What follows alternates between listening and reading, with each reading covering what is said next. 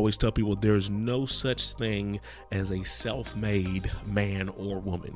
We are all here, whatever success that you've achieved in your life, whatever goals that you have reached, whatever you've done in your life that has gotten you to a place where you may have a place to call your own. You did not get there on your own. You needed the help of someone else to do it, right? We all needed the help. And so while there may be a lot of negative stigmas about people needing a helping hand, and people saying that, oh, you just want a handout, or you just want help in those other areas, whether we want to admit it or not, we are all a lot closer to homelessness than we realize.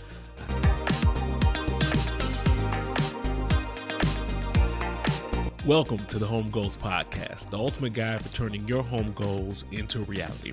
I'm your host, Derek Thornton. Join us as we navigate the twists and turns of obtaining a home.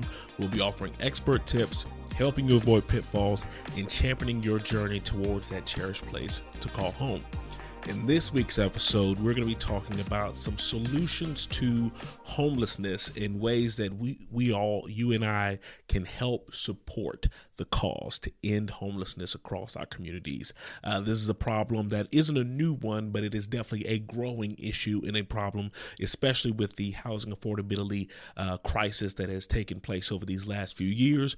We're seeing these numbers rise in dramatic rates, and we want to talk about some ways that you can help the cause of making sure that we lend a helping hand to our fellow neighbors in need. Usually in this podcast, we talk about ways to kind of help people who are getting in the process of preparing to purchase a home or to buy a home, and things to look out for. But I also want to make sure that we spend some time dedicated to those individuals who aren't even anywhere near a position to think about purchasing a home. They just need a roof over their heads. They need a place to sleep at night. They need a place they can call home.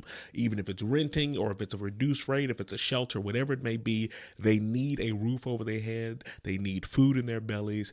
These are the individuals that we want to make sure that we do not forget about. And so I want to talk to you about some ways that we all can come together and help this cause and help these people who are experiencing these issues. In Wake County, which is where I live, we have right now, the last time they looked at the numbers, about 1,500 homeless people living within our county right now. And I would venture to say that those figures are very low of what it actually is. I would venture to say it's significantly higher than that, because those figures are just the ones that we know about. That doesn't count about all the other people that may be sleeping on friends or family members' couches from day to day, or sleeping in their car randomly as they're in between places. It didn't take into account any of those individuals. And so I would venture to say those numbers are significantly higher than what we even know. Another stat that they gave that was very sobering is that in our county right now, it would take a hourly wage of at least $27.15 to be able to afford a fair market 2-bedroom apartment in our area. Right, $27.15 an hour, which is, again, way over even I know we had a lot of issues and fights to try to get people up to just a $15 an hour minimum wage. That isn't even enough. That isn't even get you almost halfway to what you would need just to get a 2-bedroom apartment in our area, right? And so this is a growing issue and a growing need that we really need to make sure that we're addressing in those areas. I told you guys several podcasts ago, when I first got out of college, before I got into real estate, there were a couple of years where I worked as a teller at our local credit union, and I was getting paid a salary. But when you broke down that salary to what it would take for an hourly wage, it was half of what it would take nowadays to be able to afford a 2-bedroom apartment. Now, that was well over 10 years ago. I'm sure the income has slightly increased since I was last a teller, but I can guarantee you it hasn't doubled. And so we still have a lot of people out there who are struggling just to be able to get an apartment to rent, let alone be able to talk about purchasing a home. That's something that is, for some people, just they can't even wrap their minds around getting to that point where they just want to get some safe shelter that they can call their own, a place where they can lay their head at night and know whatever may happen, whatever stuff may go on throughout the course of the day, they have a confined place that they can come to that's consistently there for them, with them to feel safe and housed and full every single evening, right? That is not something that is too much to ask for. And that's something that we should all be working to come alongside and help to make sure that that's a reality for all of our neighbors and people out there who are in need of a place to stay. I always tell people there's no such thing as a self-made man or woman. We are all here, whatever success that you've achieved in your life, whatever goals that you have reached, whatever you've done in your life that has gotten you to a place where you may have a place to call your own. You did not get there on your own. You needed the help of someone else to do it, right? We all needed the help. And so while there may be a lot of negative stigmas about people needing a helping hand and people saying that, oh, you just want a handout or you just want help in those other areas, whether we want to admit it or not, we are all a lot closer to homelessness than we realize, right? If you lined up 10 random people and looked and did a deep dive on their bank statements, on their W-2s and their tax returns, if you did a deep dive and really looked at the numbers, you would realize very quickly that the majority of us are one emergency, one health scare, one job layoff away from being homeless. Whether you want to admit it or not, that's the situation that we find ourselves in. And so we don't want to ever get to a place where we think to ourselves, that could never be me, or that's only for people who are in those situations because they're not being responsible with the way that they live their lives. That is not always the case. And so you want to make sure that we are all coming together to help in any way that we can. And so whether you know it or not, I have been serving in our local realtor association. We have a nonprofit arm called the Realtor Giving Network, and I've been serving on their board for the past 6 years. I'm getting ready to roll off, whatever, but this has been an awesome experience for me because it has given me the opportunity to see all of these different housing nonprofits in the area that I had no idea really even existed, or I wasn't aware of the work that they do in our communities. And so I'm going to talk a little bit about some of the ones that I've volunteered with in the past, the mission that they offer that's out there, and again, kind of talk about some ways that you can help as well. I'll be honest with you, like I said, before I had been a part of this organization, if I had been in a position where I was homeless and I needed to find some place to get some housing, get some shelter, get some help, I wouldn't know the first place to look. And so this is a great resource. And this episode is really going to help give you some options to help you determine so that not only if you ever, God forbid, find yourself in that situation, you have a beginning stage of where to look, but that also you can have places to recommend to those around you who may be in need of assistance and help as well. And so, like I said, we partner with several housing nonprofits in there. I'm not going to go through all of them, but like I said, I'm going to talk about some of the main ones that I've volunteered with. One of the things I like most about the Realtor Giving Network is that we don't try to reinvent the wheel and try to invent yet another nonprofit out there to try to do some work. We just say, hey, we're going to walk alongside the people who are already in the communities doing the work and help them in any way that we can. And so we we use the power of our networks to bring in money, and then we take that money and we disperse it out to all these different housing nonprofits we partner with. Like I said, we're not trying to create our own or do our own thing. We're just walking alongside the people who are already out there. And so I've had the opportunity to not only volunteer with a lot of these people, but really learn more about what these different organizations are doing in our communities. One of the biggest ones that we've helped recently is an organization called CASA, C-A-S-A, and that is in our area. They do tremendous work with being able to provide affordable housing units, apartment units for people who are in need of housing but don't have the income to be able to equate for that, right? So that the average income of the people who are in the CASA program, I want to say it's a little less than $15,000, right? So they're definitely people who are at the poverty level, but they set it up to where you only have to pay at most about a third of your income to be able to qualify for the apartment. So you can get an apartment for much, much cheaper than what you could out on the open market, right? Like I said, a lot of people, they're paying rent that's 2 $20, $400 a month, whatever, significantly cheaper than what's out there. And the best thing about CASA is that there's not a limit. It's not where it's like, hey, you can do this for 5 years and then we're going to kick you out.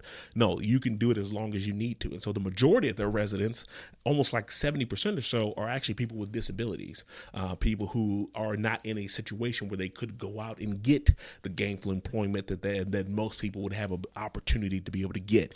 And so it helps them as well. I say like a quarter of the people there are veterans, right? And so it's awesome to be able to help the people who have served our country, give them an option as well to make sure that they're not out on the streets. But it's an awesome opportunity, and they will usually try to buy up different complexes and apartments and try to renovate them and change them out so that they can make them living units for the places. And so their biggest challenge in our market, obviously, is finding inventory and housing that they can use for this purpose. And one of the biggest projects that they have currently going on right now is a project called Kings Ridge, where they're building a 100 unit apartment building that has 1, 2, and 3 bedroom units that people can be able to use. And it'll have a bunch of different facilities in there. Like they'll have everything like you would typically find in the traditional apartment community, but it's just for CASA residents. And so that's an awesome opportunity to add an influx of inventory for our homeless people in our communities. And that's a wonderful project and a group that we have partnered with over the years. And so I would definitely recommend looking them up. CASA is their name, CASA. Another one that we have worked with over the years is called the Women's Center. This is one that is locally in our area, and they obviously work with women who are, particularly single women who are going through situations where they're homeless, where they might have been coming out of an abusive situation, or dealing with problems coming out of maybe addiction or anything else that could have led to them going down that road or being in a homeless situation. And they provide shelter, care for them. They do community groups where they'll meet up. They have a facility downtown where I've seen them go in there when I've been volunteering. I'll see them they'll provide some meals from time to time. They have classes, group sessions as well to kind of talk and build that community. And so it's an awesome program. I've gotten to meet some of the people out there, and that's one that we've partnered with over the years. They do tremendous work in our communities, and I would highly recommend looking them up as an option to, again, provide some stability, because that's the biggest thing, is just when you are going from place to place and trying to find some type of consistency or something in there, it helps tremendously if you can have a place to build as your foundation as you try to get up and running. A lot of people who are going into this program, they're basically trying to start from scratch, right? They're having to rebuild their lives from whatever ordeal or situation led them down this path. They're having to start all over again. And this provides that foundation for them to kind of build things up and get going just again. So that's the Women's Center. The next one that I wanted to talk about that I've worked with or volunteered with in the past is called the Hope Center at Pullen. Now, this is a really unique one, and one, again, that I was not aware of prior to being in RGN. But the Hope Center at Pullen actually helps a void that was out there for a lot of individuals who were transitioning out of foster care. And so once you turn 18, a lot of people have aged out of the foster program, and now they're kind of essentially on their own to just figure things out. And people like myself who had parents to kind of walk and guide them through, hey, here's how you fill out job applications. Here's how you handle these life skills. Here's how you apply to colleges. Like all these different things that we take for granted as having people to kind of help guide us through this.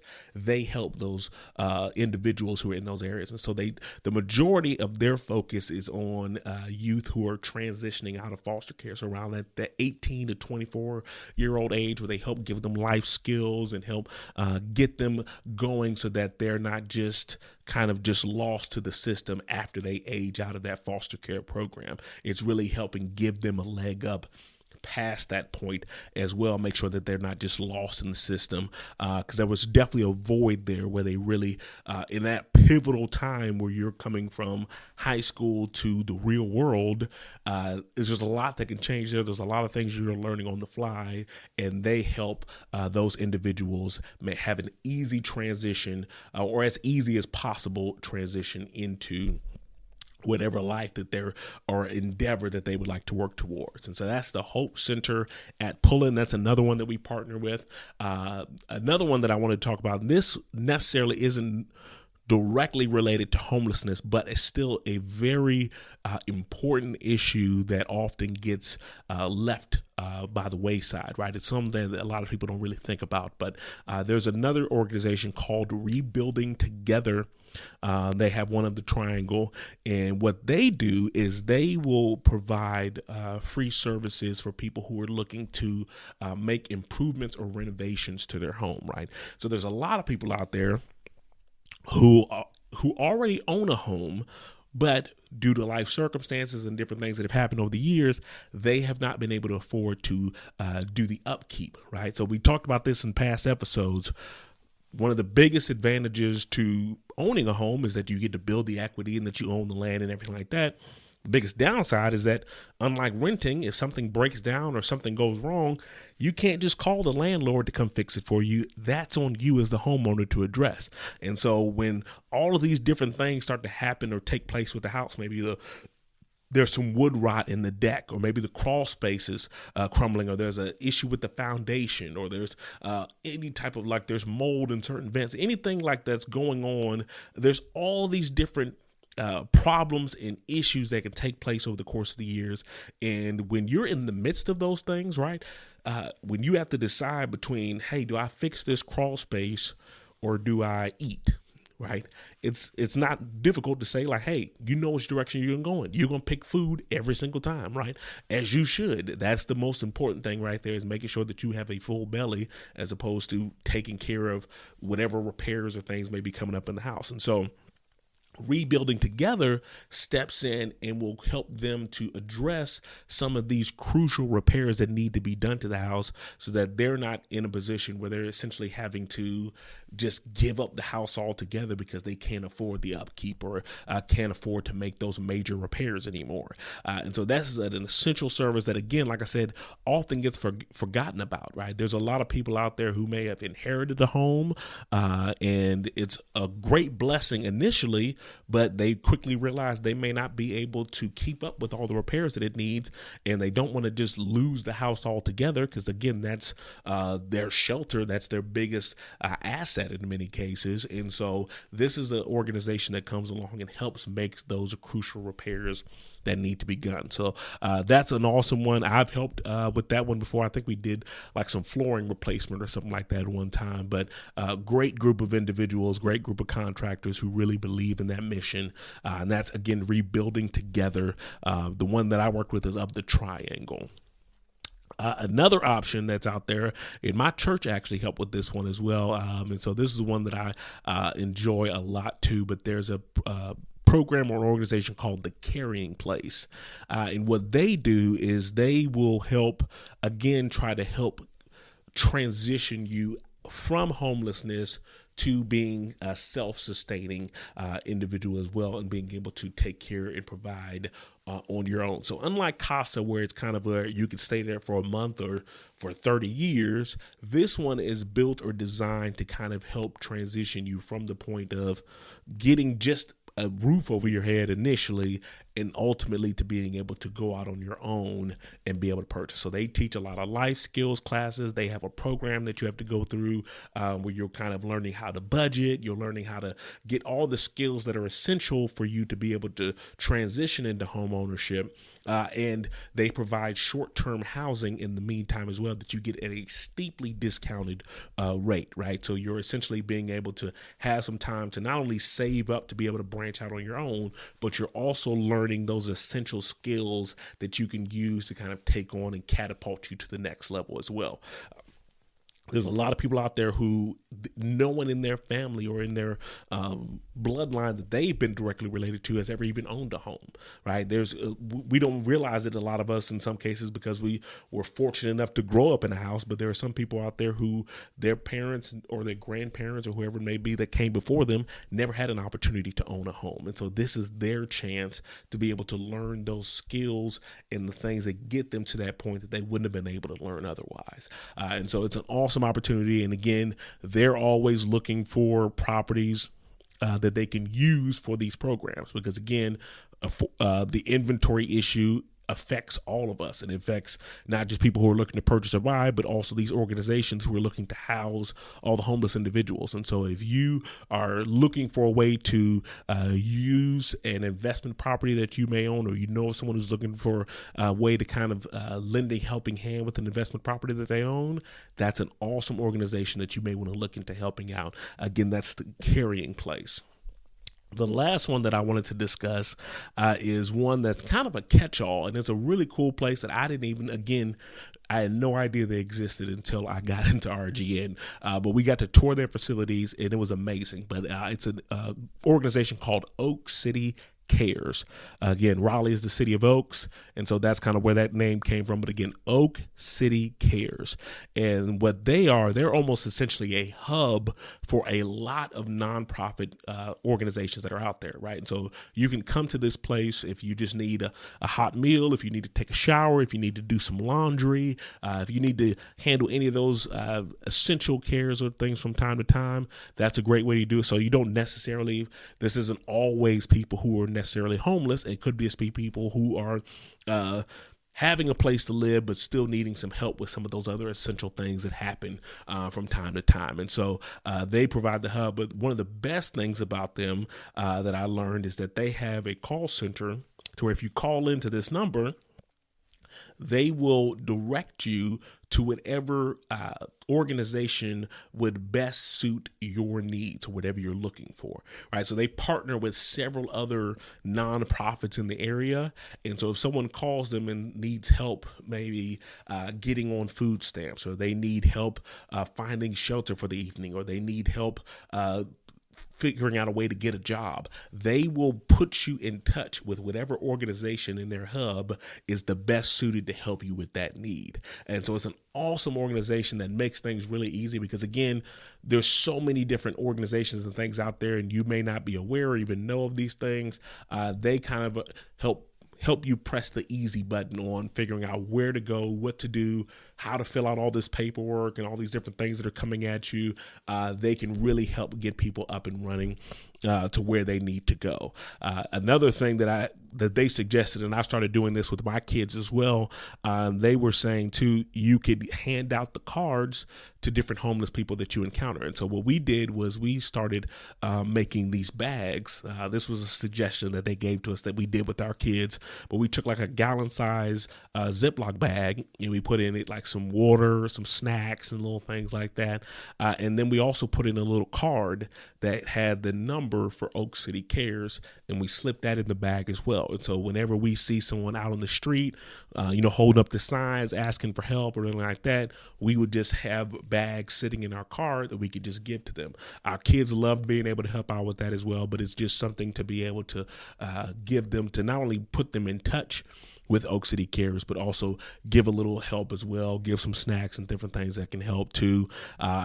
Oak City Cares, they're very strategic too about the way that they place things out. They are set up near a bus stop as well. That was something very important when they were looking for a facility. They're near a bus stop, and so wherever that person may be, they can find a way to get to them, staying on those routes and stuff like that too. And so it's just an awesome organization that really helps to make the process a little bit smoother and more efficient when people are trying to figure out how to get out there. So again, those are just a handful of the ones that I've helped with.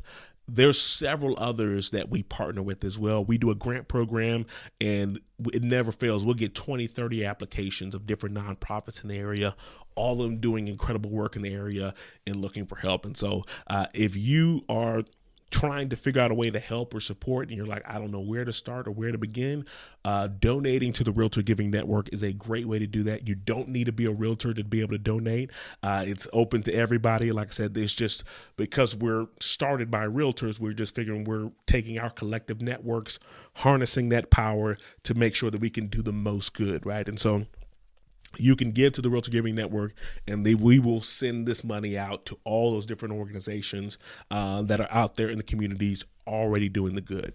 And one of the great things, too, is that because of this time of year, with Giving Tuesday coming up, we have a campaign going on where they will double or match the gift that you give, right? And so if this is Giving Tuesday, if you're listening to this episode before Giving Tuesday comes up, if you can text 50155, you're going to text double gift, DOUBLEGIFT, double gift, all one word. Text that to the number 50155 and give whatever you can give, whatever suits you, or whatever you're able to. Whatever you give on the Giving Tuesday, that gift will be doubled or matched. And so that's an awesome opportunity. But if you can't give then, but you would like to give at a later time or date, you can go to rrargivingnetwork.org. Again, that's rrargivingnetwork.org. You can use that to donate to them and see some of the work that we've done in the communities and the ways that we can help out. It's just one way that you can try to do as much good as you can. This is a huge problem that isn't going away anytime soon. But if we come together, I think we can really make an impact and a difference in our communities and help to end homelessness. I hope that you all have a wonderful, wonderful day. Hope that you had a great Thanksgiving holiday. Let's give thanks for the blessings that we've received in our lives and take this opportunity to bless those around us. Have a good one. I'll talk to you next week.